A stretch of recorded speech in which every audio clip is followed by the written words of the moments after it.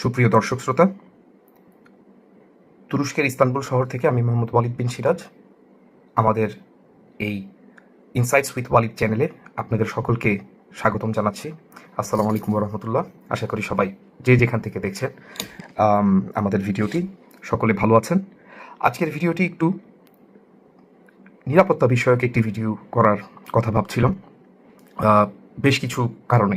তার আগে আমি সংক্ষেপে আপনাদের এক ভাই আমার এর আগের ভিডিওটিতে প্রশ্ন করেছিলেন সংযুক্ত আরব আমিরাতের মধ্যপ্রাচ্যের রোল নিয়ে, কেন সংযুক্ত আরব আমিরাত একটি মুসলিম দেশ হয়ে তার যে নাশকতাবাদী যে রোলটি রয়েছে সেটি প্লে করছেন মুসলিম রাষ্ট্রগুলোর বিরুদ্ধে।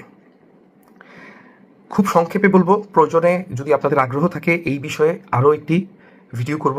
আপনারা অনুগ্রহপূর্বক যারা দেখছেন ভিডিওটি তারা লিঙ্কে আমাকে জানাবেন। সংযুক্ত আরব আমিরাত রাষ্ট্রটি 2016 সালে যখন রাষ্ট্রপতি ট্রাম্প প্রথমবার নির্বাচিত হলেন, তখন তারা মার্কিন যুক্তরাষ্ট্রকে সাথে নিয়ে ইসরায়েলের পক্ষে যে ইব্রাহিম অ্যাকর্ড বা ইব্রাহিম চুক্তি নামক একটি চুক্তি, যেখানে মূলত স্বাধীন সার্বভৌম ফিলিস্তিন রাষ্ট্রকে গ্রাস করে মধ্যপ্রাচ্যে একটি শান্তির নীল নকশা, তথাকথিত শান্তির নীল নকশা তৈরি করা হয়েছিল। এটির মূল একটি হোতা ছিল এই আরব আমিরাত রাষ্ট্রটি। এবং আপনারা দেখেছেন যে 2017 সালে সংযুক্ত আরব আমিরাত সৌদি আরবকে উদ্বুদ্ধ করে ইয়েমেনের বিরুদ্ধে একটি সশস্ত্র যুদ্ধে লিপ্ত হওয়ার, এবং এই যুদ্ধটি তারা কিন্তু সে সময় শুরু করেছিল। এবং পরবর্তীতে আমরা আরেকটি বিষয় দেখতে পেলাম যে সংযুক্ত আরব আমিরাত 2017 সালে কাতার, যে মূলত ফিলিস্তিনের যে স্বাধীনতাকামী মুভমেন্টগুলো রয়েছে তাদেরকে আশ্রয়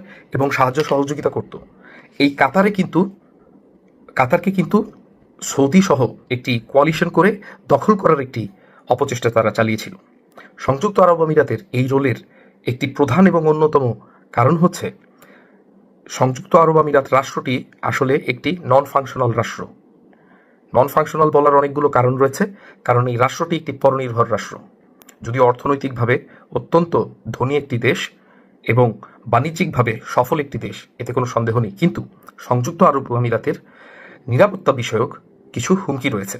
এবং দেশটি রাজতান্ত্রিক একটি রাষ্ট্র, এবং অধিকাংশ নাগরিক বলা ভুল হবে, কারণ সংযুক্ত আরব আমিরাতের যে জনগণ রয়েছেন তাদের নাগরিক অধিকার রয়েছে কিনা এই বিষয়ে অনেকগুলো সন্দেহ কিন্তু থেকে যায়। তারপরও বলতে হচ্ছে যে এই দেশের নাগরিকদের যে কমন বিবেক রয়েছে, অর্থাৎ একটি সংগঠিত বিবেক, মানুষের মানবিক যে বিবেক রয়েছে, সেটি হচ্ছে যে মাজলুমের পক্ষে জুলুমের বা জালিমের বিরুদ্ধে অবস্থান নেওয়া। সেই বিবেকটির প্রতিফলন সংযুক্ত আরব আমিরাত রাষ্ট্রের পররাষ্ট্র নীতিতে প্রতিফলিত হয় না। কাজে রাজতান্ত্রিক দেশটির যে পরিবারটি রয়েছে, যারা এই দেশটির শাসন কার্যে নিয়োজিত রয়েছে, তারা মূলত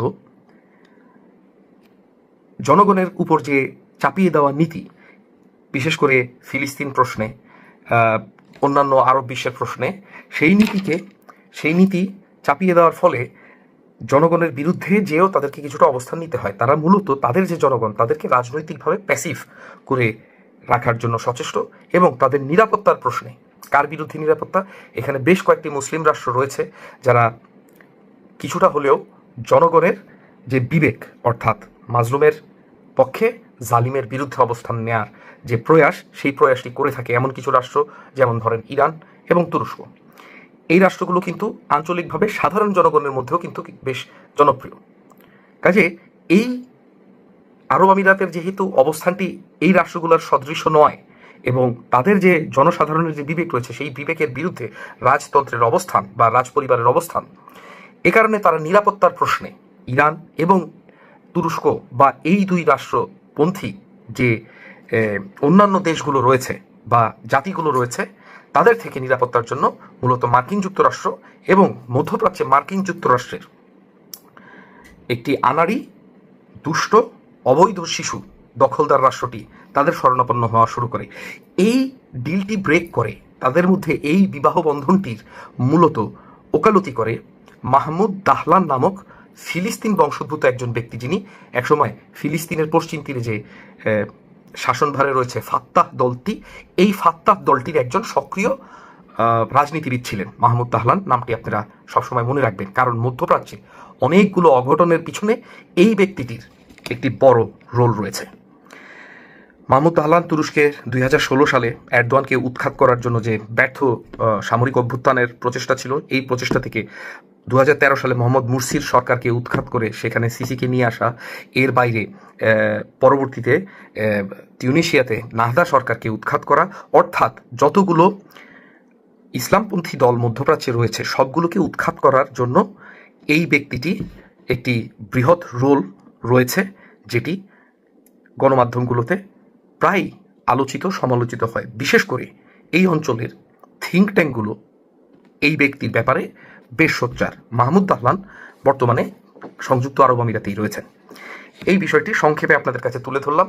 আমাদের দর্শক শ্রোতাদের মধ্যে একজন, সম্ভবত কাউসার ভাই, তিনি জানতে চেয়েছিলেন খুব সংক্ষেপে। যদি আরও আগ্রহ থাকে আমি এটি আরও বৃহৎ আকারে আরেকটি পর্ব করব আপনাদেরকে অবগত করার জন্য। আজকের মূল বিষয়ে চলে যাচ্ছি। Hybrid warfare